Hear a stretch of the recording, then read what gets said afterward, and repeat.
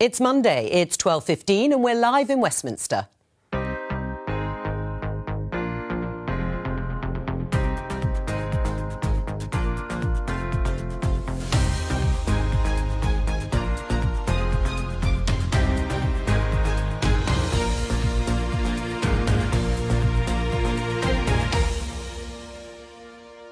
Joining me, new leader of the Liberal Democrats, Sir Ed Davey, The Atlantic magazine's Helen, assistant comment editor for the Daily Telegraph, Madeline, and the presenter of newscast, Adam Fleming. Today, with new COVID-19 cases on the rise, should we be worried? We're seeing infection rates rising, while at the same time there's all these problems that people are experiencing trying to get a test. However, Matt Hancock sounds hopeful about a vaccine. The best case scenario is that happens this year. I think more likely is the earliest part of next year. Brexit's back as trade talks resume. How upbeat is the government? I don't think I'm letting any secret out by saying that these negotiations have been difficult. And should the views of this former Australian Prime Minister stop him holding a UK government job? In 2012, you said that men are by physiology or temperament more adapted than women to exercise authority or to issue command. Look, I'm not sure that I ever did say that.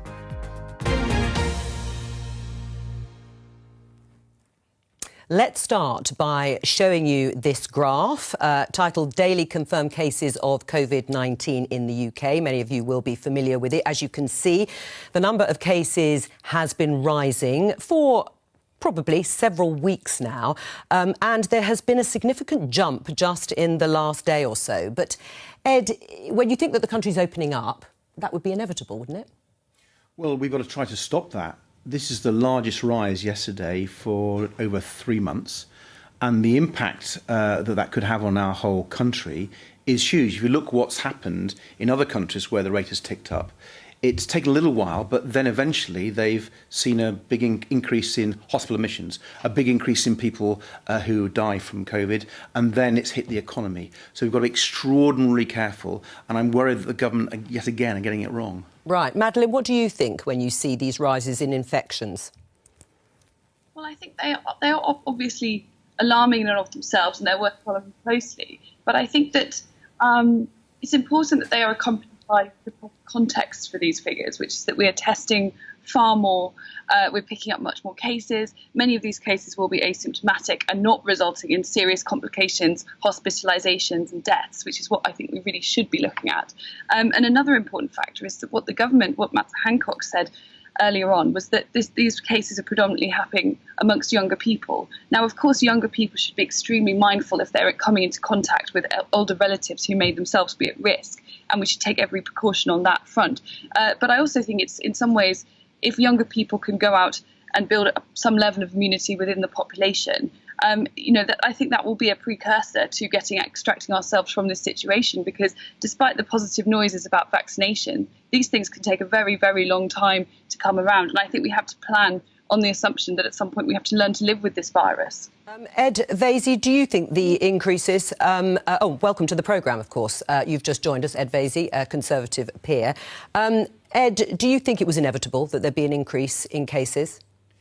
Well, I think if you increase the number of tests, you might get an increase in the number of cases. I don't want to sound too much like Donald Trump there, but I think that I agree with Madeline that I think that we are going to have to learn to live with this virus, and I think the priority is to get back to as normal life as possible. So while it is concerning to see a rise in cases, I think, as people have been pointing out, you have to put it in context in terms of the number of serious cases, the number of hospitalisations, and tragically the number of deaths. And that, thankfully, at least in the UK, is remaining relatively low, certainly far lower than it was at the peak of the pandemic. So I would like to see a much more nuanced discussion about it. I certainly don't want to see any more national lockdowns. I think regional or local lockdowns may be a fact of life, but I'd like to see as few of those as possible.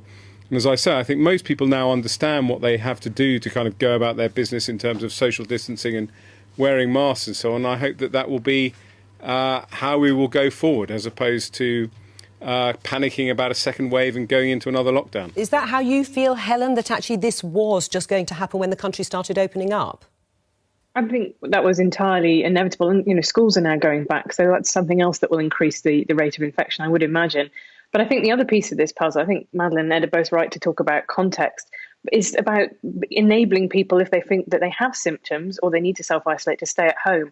And that, childcare is another big issue. As people go back to school now and send their kids back to school, what happens when those schools kind of get closed down and people are supposed to be back in the office or back at their work? These are going to be really difficult logistical decisions for people to make. And the great success of the furlough scheme was enabling people to do the right thing in healthcare terms. And that's going to be a much bigger challenge this autumn. Right, Adam, it is a big jump. We are talking about a significant rise in the number of cases. I mean, Ed Davey did say, could that then bleed into higher hospitalisations? And who are we talking about? I mean, is Madeline right? It is mainly young people. Yeah, Madeline is right. So the most up-to-date detailed information we get comes on a Friday afternoon when Public Health England, which still exists for now, publishes their England-wide surveillance report. And it's got lots of maps and charts. And you look at the map, and the cases are highest in the northwest, Yorkshire and Humber. And on the charts, the rate is highest amongst the under 44s. And that is why you saw Matt Hancock, the Health Secretary, going on Radio 1 Newsbeat today, because they know it is younger people that are driving this. Now, the flip side of that is, though, that young people tend not to get very sick with it. So it might not put that systemic pressure on the NHS that we saw at the peak in the spring. Right, but Ed Vaizey, there is a lag, according to some experts, and that could translate if some of the younger parts of the population come into contact with older family members, and then you will see further hospitalisations and possibly deaths. Well, I mean, we've yet to see. I mean, as I say, we've seen a rise in the number of cases, but we haven't seen that accompanied by the rise in hospitalisations and deaths. We also know much better how to treat the symptoms of coronavirus when it gets serious, with steroids, for example, and applied oxygen. So hopefully there will be better treatment available to people if they develop serious symptoms. But I think the fundamental point is that we have to get back to something resembling normal life. There are, as we know, massive impacts on wider society from the lockdown. I'm not criticising the fact that we had a lockdown, but we know that people with other conditions have suffered very badly from this, and we know it's had a big impact on people's mental health. I, for one, as a father, for example, am absolutely delighted that kids are now back at school, and I would have been tearing my hair out if the schools had remained closed, and I don't think anyone wants to see the schools closing again. So we have to be sensible about this, and I don't think we should get too, perhaps hysterical is the wrong word to use, but I think we are going to have to accept there may be an increase in cases, and we have to deal with it in a nuanced way. We got a bit of a preview of this on Newscast at the height of the summer, when in Trafford they saw a surge in young people getting coronavirus from going out to the pubs when the pubs reopened. But we spoke to the director of public health in Trafford, and she was quite heartened because she said Instagram and Snapchat was full of those people saying to their mates, go and get a test. So actually, if the numbers of tests are going up, the number of cases are going up, is it because young people are actually being quite responsible and have got the message that they need to go and get tested? I mean, it's true, isn't it? In terms of the economy, it is important to try and get those parts of the economy going. Dominic Raab, the Foreign Secretary, said working from home is damaging it. Well, we all want normal life to resume. We all want people to be able to work. Of course we do. And I hope everyone who's on your panel are right that this isn't going to result in what we've seen in other countries when the young saw an increase in infections and then it was passed on to older people and then the hospitalisations rise. I really hope that doesn't happen. But it has to be a risk. And because the government really haven't sorted out their test, trace and isolate strategy, because we see a number of threats ahead of us when the universities go back and students are going around the country and so on, I think the room for complacency should not be there. And I would actually like the government to be coming forward with rather more positive support for businesses when there's a local lockdown, for example. Under local lockdown, where businesses are being hit and jobs are being hit, there's no extra support. The government and Rishi Sunak have not offered anything for that. And if we're going to tackle the economic problems, which I agree with Ed Vaizey and others, we absolutely need to be on our watch. They've got to offer something. They've offered nothing so far. Ed?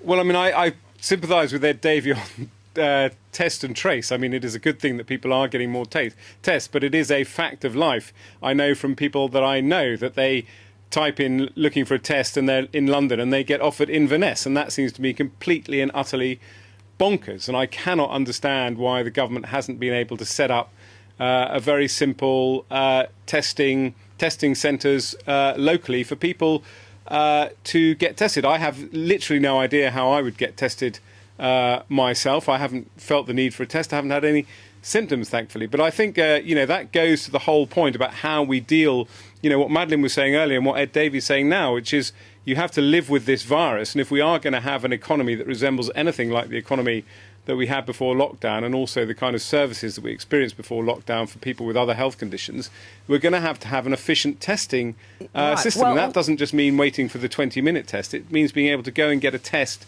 as near as possible to where you live, and that should be sorted out. Right. Well, Helen, then is the government pushing a little bit too far and fast in terms of wanting to encourage people to go back to the workplace? Yeah, I think it definitely is. And if you look at the figures compared with other countries, we're much more reluctant to get back. Now, there's suggestions about why that might be. Was it to do with Boris Johnson himself catching the virus that people suddenly thought, wow, this is real? Or was it to do with the fact that the government's sketchy handling of it in the early days has really spooked people? I think both of those are plausible explanations. But the strange thing is that these mixed messages coming out, go back to the office, but at the same time, don't have too much fun. And there's some very odd, weird sort of gaps in the way that this was all structured. For example, women in early labour or going to appointments in hospital and pregnancy are not allowed to take their partners in with them, yet you can go to the pub. So there does need to be now, we've got a little bit more breathing space, a look through exactly which regulations we want and where we prioritise, what we prioritise in terms of if we can't keep everything open for the autumn, schools or pubs. That's really kind of one of the major things the government will have to face down at some point if the case numbers continue to rise. Madeline? I disagree with that. I'm not sure. I think the schools and pubs is a dichotomy that was presented to us by the government for kind of arbitrary reasons. It's never been fully explained or elaborated why that should, in fact, be the case. I think that Helen's absolutely right, though, about where the government is struggling here, because I think they were very, very effective at the initial communications part of their strategy, which was, stay home, protect the NHS. And then thereafter, I think the strategy rather crumbled a little, stay alert, perhaps less effective. And I think they have really struggled to put to the population the risks in context. They haven't given the kind of, I would say, the important caveats to some of the terminology and language that's being used. And consequently, people have been terrified into staying in their homes. Even, at the height of lockdown, there was a near 50% decline in hospital admissions for heart attacks and this kind of thing. So they literally terrified people into their homes. And it's very difficult to then come back from that position, especially when there are obvious balls being dropped elsewhere in the strategy that is naturally going to scare citizens. But I think right now what is needed is a bit of context and a bit more optimism. Well, that's true, isn't it, Ed Vaizey? Yeah, I mean, I agree with that, and I think that Helen's point is good as well, which is I think that the rules are now so completely confusing. I managed to get away for a short break, and I sat in an aeroplane for 2 hours, surrounded by people I didn't know, wearing a mask. That would seem to me to be a high-risk situation. Going with your partner when she's pregnant to the checkup and the scan seems to me an extremely low situation. I don't see why we can't just live with straightforward rules. I happen to favour 1 metre distancing rather than 2 metre distancing. 1 metre distancing and wear a mask where appropriate. I go to the pub and I don't wear a mask. I go to my newsagents, I do wear a mask. I personally can't spot the difference. I think the rules should be simple and straightforward, and I think by now most of us know how to follow them. Well, isn't that the case, that people should make up their own minds on some of these things, Ed? Well, the problem is the government's messaging has been so poor. As Helen, Madeline and Ed all said, people are confused. And of course there has to be some common sense. I agree with you on that, Joe. But the government have caused much of the confusion themselves. And I think there's another dimension which hasn't been talked about yet, and that is long-term impact on how people work. There are a lot of businesses I'm speaking to, a lot of people I'm speaking to, saying, hold on a minute, we're more productive. We're not wasting so much time travelling. And yet we can have the Zoom meetings and so on. Maybe we can go in twice a week rather than 4 or 5 times a week. That would save us money and actually be more productive. And the government hasn't even begun to address that long-term economic impact. Is it permanent, do you think, Madeline? There is fear in parts of government, and that's why they're talking about people returning to the workplace if they feel they can and it's safe to do so. But have our patterns of work changed as various companies think, well, we're just not going to go back to the office at all? I'm not sure how permanent these changes will be, because I do still think, perhaps I'm old-fashioned, I think I'm in a minority here. I do think that there is an intrinsic value to being in a workspace with colleagues around, particularly if we work in an industry like mine, where it's all about ideas and creativity. Obviously, not everyone's workplace is like that, but I do think a lot of the conversation has been shaped by people who are in quite a privileged position, who can easily work from home, who often have quite nice working environments themselves, and they want to have the same salary and continue to and without the commute. And they think that position is sustainable, but I'm not convinced that it is. And I do think that while we may have seen the back of some elements of the old working habits, I think, for example, the era of business travel is over. For many industries, having people in the office in terms of generating ideas, but also I think right now a lot of companies are just quietly ticking over until they can get back to normal business as usual. I don't think the current setup works very well for companies who are looking to expand. Madeline, I'm not saying that everyone's going to be working for home full time. And I agree with you, for some workers, particularly younger workers, actually going into the work is important because they can't work easily from home. And they also need at that stage in their career to talk to others and to socialise with others. However, I'm talking to a lot of businesses who are saying, look, back to 4 or 5 days a week, come on, that's just not going to happen. We can reduce our costs, we can improve productivity, we can have better welfare and well-being for our employees if we change the way of working. And I think this is a permanent change, actually, and I think we need to start facing up to that. The longer we delay in facing up to what could well be a permanent change affecting millions of workers, that we won't get our economic policy right, because it affects planning, it affects transport, it affects housing. The government's got to wake up and tackle these long-term implications. Right. I mean, Helen, do you agree? I mean, what will the knock-on effect be for city centres, for example, if that's the case? Madeline's right to say this. We're primarily talking about knowledge workers here, right? There are lots of people who just need to be in places at a certain time. But already you're seeing big companies saying we're not going to come back until this time next year, or we're not, sometimes I think some of the big tech companies have already said, we're never going to ask people to be in full time in the in the office ever again. So I think it will change. And we're going to come to this when we talk about Brexit, I'm sure. It's quite strange to see a Conservative government being so interventionist, being so on the side of sandwich shops and commercial landlords in city centres, and feeling they can kind of direct people's behaviour in order to prop up those industries. That's quite a new thing to hear a Conservative Party saying. Ed Davey, one that you support?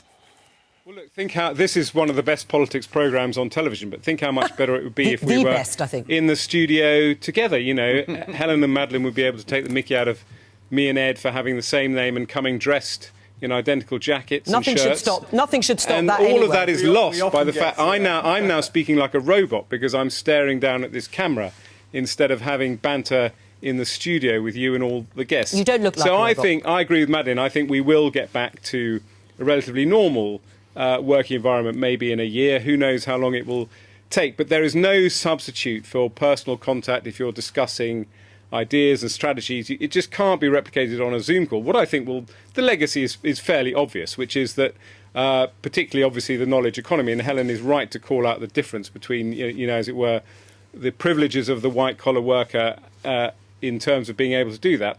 There'll clearly be flexibility. If you're working for a firm and you want to work at home 2 days a week instead of coming into the office 5 days a week, that will be seen as completely normal now. And I think actually that could have a big impact, particularly on equality and so on in the workplace. But I think ultimately we will hanker for personal contact and coming back into the office. And that's why I've schlepped in to the BBC, even to sit in a studio with no windows, staring at a camera. We're eternally grateful, Ed.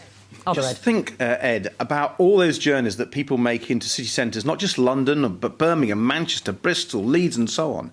If they are reduced by, say, 1 day a week or 2 days a week, the impact that has on planning for transport infrastructure, for housing, for office space demand is huge. We're talking about 20, 40% changes. So, I'm not suggesting that people should always work from home. Of course, different economies, different businesses, different sectors, it affects them differently. But, 20%, 40% change, they're huge and they have to be addressed. All right. The government isn't doing that. Briefly on prêt à manger. loved and loathed in equal measure, as I discovered when we did an episode with the CEO on Friday. And he said the Pret menu will stay smaller forever now. They're investing in delivery services, trying to get people to eat Pret at home for dinner. The changes are already being put in place by the companies now. It's just that if you're the government, you've got to have an overview of all the things that Ed just talked about that then interact with each other. Well, let's go on to the next thing on our menu, Adam, which is going to start with you too, and this is on Brexit. Where are we with the talks? It's funny because if you had stopped paying attention in around March when something else big happened in the world, yes, and when we tuned in back today, it would sound very familiar because the stumbling blocks are still the big three stumbling blocks. The level playing field. How do you ensure there's fair economic competition between the two sides, and what do you do to retaliate if something goes wrong there? Fish, where the UK wants to basically keep a lot more of its fish, but the EU wants to keep its access to British waters for historic and business reasons. And then the one that makes everyone go, governance. How do you just organise this relationship and solve disputes? In a nutshell, Michel Barnier feels he has hinted at some compromises on his side that have not been reciprocated by the UK. The UK is just focusing on this, we're sticking to our red lines and applying the pressure of time, and that's what they've been doing all the way through. Right, well, let's give you a taste of some of the words that Boris Johnson has uttered on this subject. The Daily Express front page, Boris, it says, no deal Brexit is a good outcome. Sabre-rattling, or what is the strategy here, Ed Vaizey? I think there is, first of all, I think this will sound like I've had 8 months off, by the way, which has been fantastic not to get involved in this debate. But this will sound like a politician talking. Perhaps I am one, which is, first of all, it is a leak. So it's not like an official government position that they're going to, tear up this treaty and legislate against it. It is a leak, and it's been spun in a way either to cause damage to the government or to promote a particular agenda. My understanding is there is genuine concern in government, or at least they would say recognition, that the withdrawal agreement does have some inherent contradictions about where the EU customs rules apply and where UK customs rules apply. Ed, I'm going to just cut in here because we are going to talk in some detail about the withdrawal agreement that was agreed some time ago. But just on the approach to the trade talks from Boris Johnson and David Frost yesterday, we're not going to blink first. I suppose it'd be a surprise if they were going to say they did. They don't want to be a client state. On that sort of approach, on that rhetoric, what do you think the strategy is? Yeah, I've never understood the rhetoric that's been adopted really since the day of Brexit. It struck me, sorry to sound like a stuck record, it was a very close vote, 52-48. I've never understood why the Brexiteers, the victors, haven't sought to reconcile and unite the country. And I don't understand why we keep using this slightly bonkers language where we try and make out that it's some kind of fight to the death with our previous European partners. Well, I mean, we were in the EU for 40 years. I don't know whether it's setting it up for a blame game, because we know that more likely than not there will be utter chaos on the borders in the new year, and maybe they want a narrative that says, well, we tried our best, but these perfidious Brussels people refuse to play ball with us. Right, well, Madeline, what's your response to that? Well, it's probably a terrible idea to set out what you think will happen to make a prediction for the future. But I'm actually still quietly confident that there will be a deal, because I think, to me, this behaviour, I agree, it's often inexplicable, and there's a fair amount of theatre and brinkmanship involved always. But I think that by setting the hard deadline of October the 15th, I think the PM and his team are trying to play to the fact that deadlines do tend to focus minds, and particularly where the EU is concerned. In negotiations, things have often gone down to the wire and been decided at the very last minute. I suspect the government is kind of hoping to get the EU to play by our deadlines and rules rather than theirs. Whether that will work is another strategy, but historically that is how things have tended to work. And I agree that sometimes the language can seem a little overblown, particularly because it's often accompanied by the following day talk of our beloved partners in the EU and so on. It often doesn't seem to make a great deal of sense. But I just keep remembering what happened last autumn, where there was a lot of sabre-rattling. The rhetoric really was ramping up. But ultimately, when it got down to the wire, a deal was, both sides finished in agreement at the very last minute. And I suspect that is what we're heading towards this time. I mean, Helen, should we just switch off until October the 15th when this outline has to be published, according to the government? You're tempting me there, Joe. I can't lie. You are tempting me. Tempt you. But this stuff is really important, and not just to politics nerds and obsessives. You know, if we're talking about no deal, which I think is a real genuine threat, and we're talking about big tariffs, and we're talking about a lot of paperwork for businesses which have already had a really, really tough year. Added to which, if you're talking about the fact that Northern Ireland particularly is the sticking point, you know, that is in people's lifetimes, that has been a place of conflict. People do feel very, very strongly about this. So yeah, for all that, I'm with Adam. I'm afraid that as soon as governance is mentioned, my eyelids start to droop slightly. This stuff is really important to the future of Britain and actually the union of Britain, like what even as a country Britain is. Playing tough in the national interest, isn't it, Ed Davey? They're just playing games. I mean, I actually agree with Madeline.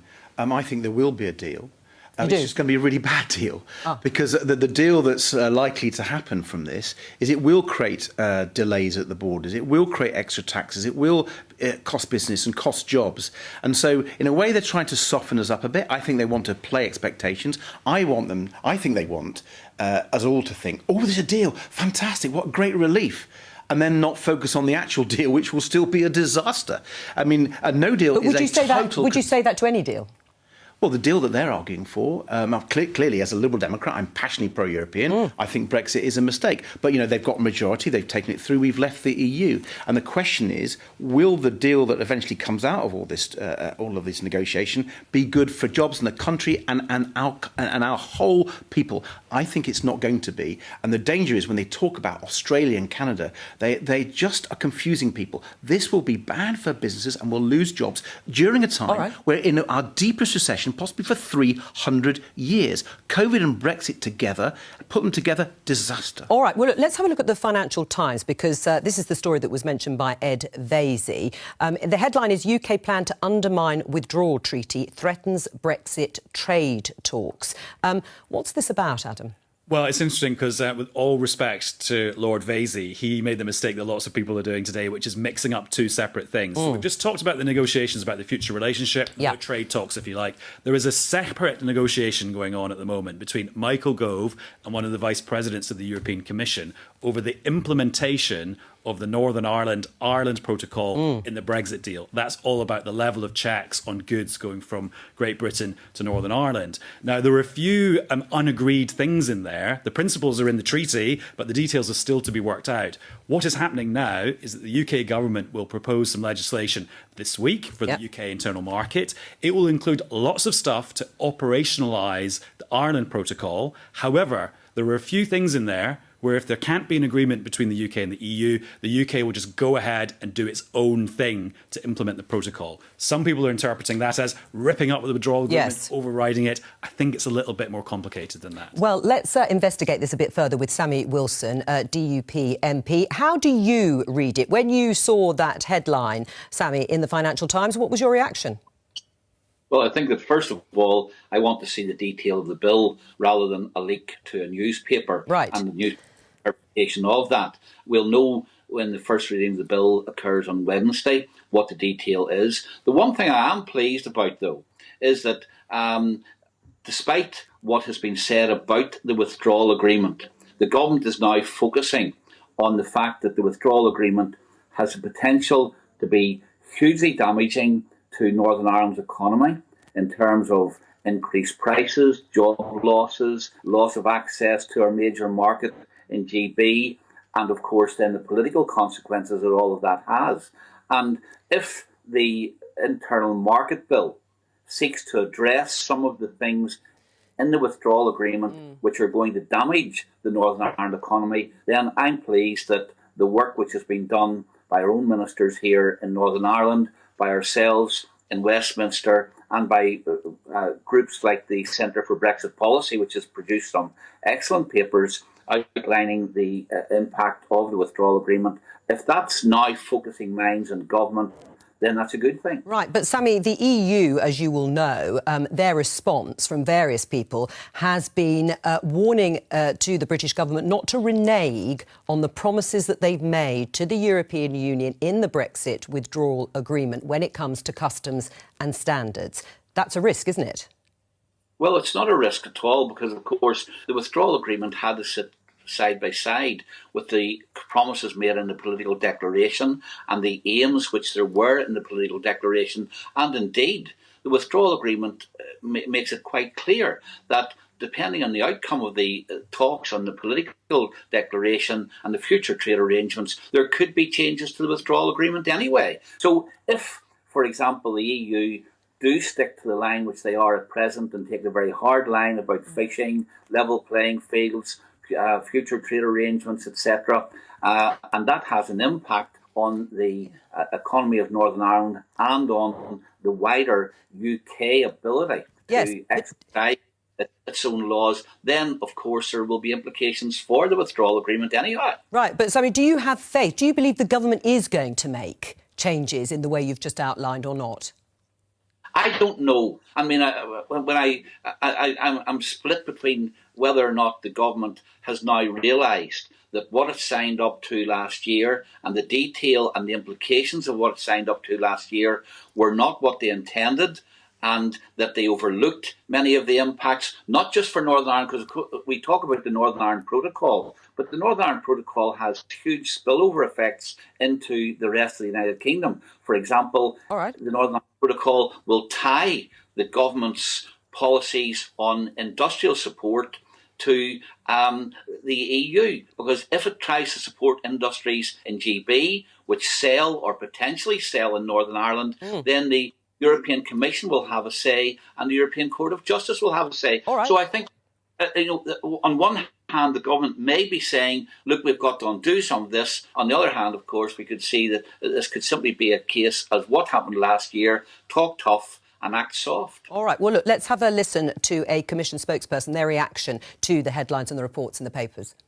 Full implementation of the withdrawal agreement, and in particular the protocol in Ireland and Northern Ireland, are essential. These are legal obligations under international law. This is a matter of trust. This is about this is a prerequisite, a precondition for the negotiations in the future partnership. And I think that's clear, and I don't think we need to say any more. Sammy, thank you very much for joining us on this subject. Madeline, there is a danger here, isn't there, that Britain gets a reputation for ripping up international agreements, if that is what unfolds this week? Yeah, there is definitely that danger, although I do think it's being somewhat overblown in the sense that we're trying to move away after Brexit from having that kind of relationship based on pooled sovereignty and shared structures with other countries. So future arrangements, they would hope, would be much more looser and based solely on trade. So I think some of these sticking points would be, they're kind of one-off sticking points that would be unlikely to recur again. But yes, I agree. I don't think it's a good look to be seen to be turning your back on these agreements once made. Everything that's going on right now should be taken at face value. I mean, do you believe the government when they say today, as George Eustace did, that actually we're talking about technical matters, we're talking about something at the margins, that nothing is going to intrinsically change what was agreed in that Brexit withdrawal agreement? But you can see the EU's worried. I don't agree with Minister Eustace at all. I actually agree with Madeline. Whether it's theatre or reality, this is damaging. And if Britain is seen to renege on an international treaty, the implications for future trade negotiations, which are international treaties, is very, very serious. And let's also remember the impact on the Good Friday Agreement. If there is a hard border between the Republic and Northern Ireland, many people They've said that there won't be a hard border and that this is about customs checks. Well, I'm afraid that Minister Eustace can say that, but all the other people, whether the Northern Irish politicians, Republican politicians of the Republic, or indeed in Brussels, they are all warning about this. I'm afraid that the British government looks like it's reneging on a promise to the British people as well as to our European colleagues, and that is very bad news. All right, well, not good government. Right, well, you obviously don't believe them when it comes to this, Ed Davey, which perhaps isn't surprising, but this has just come out from the Downing Street briefing, and Number 10 is saying it is still committed to implementing the withdrawal agreement, the Brexit divorce deal and the Northern Irish Protocol, designed to avoid the need for a hard border on the island of Ireland that was agreed with the EU last year. Helen, what do you say? Well, this has been I feel like I'm living in a time warp in more ways than one, because this has always been the problem throughout the negotiations. If you want to leave the customs union and single market, you need to have a border with the EU somewhere. That can either be at the ports, island of Ireland, or it can be a hard border between the Republic and Northern Ireland. And no one has yet managed to come up with the mystical way that that problem can be resolved. And I think as we're getting closer and closer to the actual hard final deadline, layers of fudge are being applied to that. But at some point, you say no hard border, but customs checks will feel to people like an imposition. There will be infrastructure there that was not there before, and that will materially affect people's perception of their citizenship and what they feel is happening around them. Right, on this issue, Ed Davey, you've said, I may be slightly misquoting you, but that campaigning to rejoin the EU at the moment is for the birds. But is this the right moment to throw in the towel? Nicola Sturgeon, the First Minister, is still obviously very much committed to being part of the EU. Why give up the ghost now? Well, I'm passionately pro-European. I think Brexit is a huge mistake.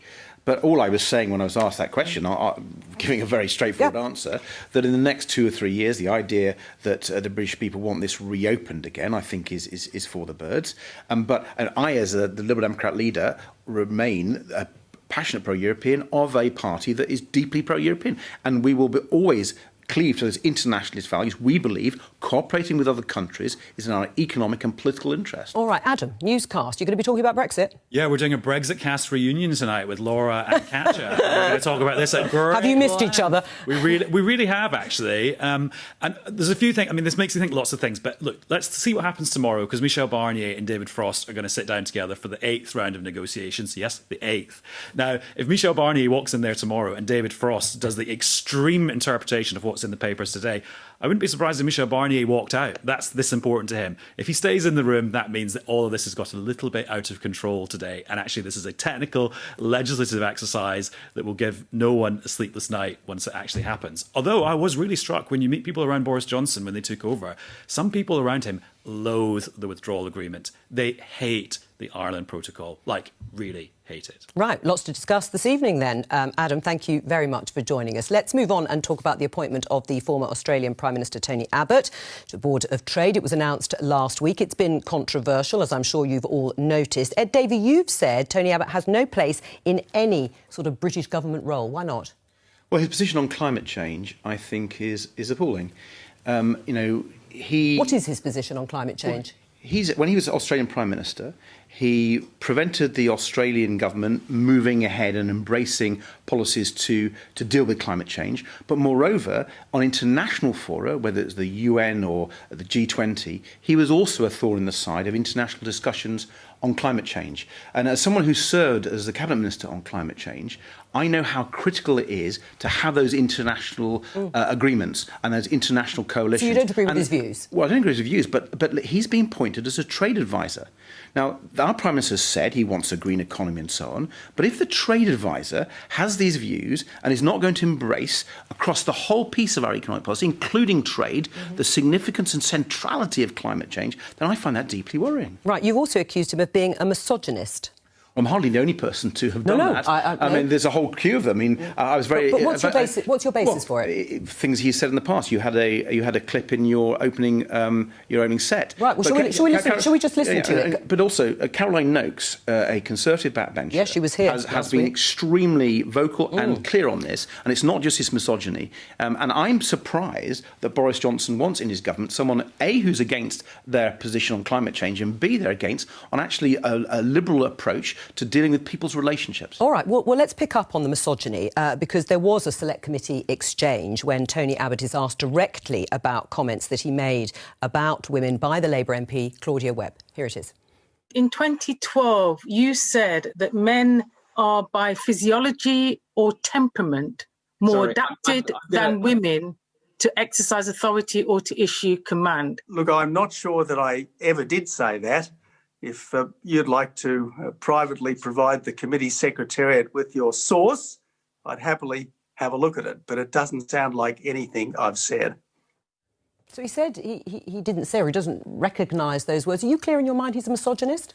There's a whole range of quotes that have been out there. What are they? Because, I mean, these claims have been made, you're absolutely right, by a number of people. Including by Australian politicians who've listened to him over the years. By Julia Gillard. I'm prepared to take Julian Gillard's word for it, and I don't see why you aren't. And what I just think is... I'm not making a judgment at all. It's not so much one particular statement he made, a whole series of them. And I come back to my key point on climate change, because his role, that he's been pointed to, is on trade, right? It's on an economic brief. And in our economic policy, We have to build in action on climate change across the board if we're going to take the climate emergency seriously. And as a Liberal Democrat who's got a record on this, I nearly quadrupled Britain's renewable power when I was in government, often in the face of people like Boris Johnson trying to stop me. I am determined to call out the government when it's not taking climate change seriously, including appointments to trade advisors. All right, well, we've had a discussion, Ed Vaizey, a bit about some of the claims of misogyny, although the one that we played, he was denied by Tony Abbott himself, and also on climate change and his view towards the environment when he's going to be a trade advisor. Do you think his views on other things preclude him being a trade advisor? I think if you're asking me, is it legitimate to take into account somebody's wider views when you're considering them for any position? I think it obviously is. I think if you were appointing somebody who was clearly an out-and-out racist or misogynist to a role, no matter how qualified they were, I think it would be completely justified to criticise that. But I've read, admittedly, it was an article in a magazine, but it did go through all the alleged Tony Abbott quotes, and none of them. Some of them might be near the knuckle, but none of them, I think, would justify dismissing him as a trade advisor. And I'm not going to rehearse them all again, but all of them, if you put them in context, aren't as bad as his detractors, who I think are sort of on a kind of smear campaign, seem to make them to be. So I have no problem having looked at that, seeing him appointed as a trade advisor. I'd much rather the debate that we were having were what role these trade advisors are going to have. There are about a dozen of them, and some examination of who the other trade advisors are as well, and what they're going to bring to the table. All right, but Helen, on that question, should views on other things, claims or otherwise, be an obstacle to you doing a trade role, for example? I mean, absolutely. If somebody, we saw it with the sacking of Andrew Sabisky for his comments on eugenics, which would have had very little bearing on what he was supposedly doing in number 10. If people hold abhorrent views or people discriminate against those around them so that people don't feel that they would be in a positive working environment, then that definitely, you're not going to hire a massive bully and say, well, it's got nothing to do with their fine work doing X, Y, and Z. But the thing about Tony Abbott is, I think the problem is that accusations of offensive-ness tend to founder on tribal grounds. So people who are pro-Brexit will probably be inclined to dismiss them. What we should say instead is that he's simply wrong. The idea that men make better leaders, well, would you rather be in a country led by Angela Merkel or Donald Trump?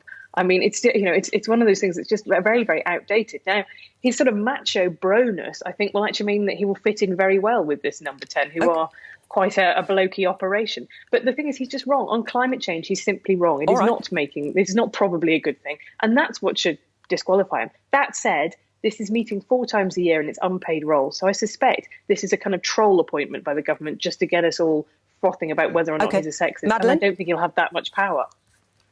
Madeline?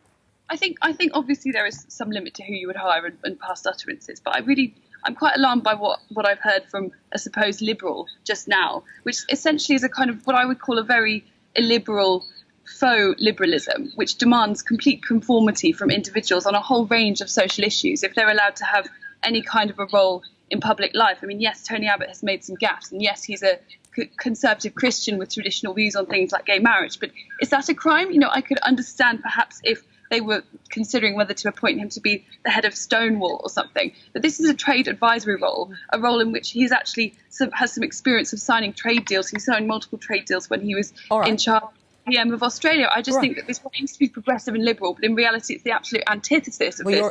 One like J.S. Mill would have had a lot to say about this. The classic liberal thinkers would have said this was abhorrent. All right, well, let me put that to you, Debbie. You've been a liberal over this.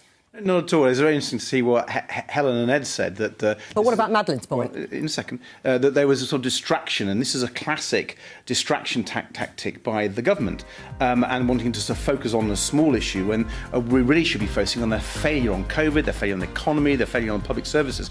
I actually focused in my criticism of Tony Abbott on the reality of his position on climate change. But you did also call him a homophobe and a misogynist. Indeed, but his focus on climate change is at odds with the government's economic policy and the way this country should be going.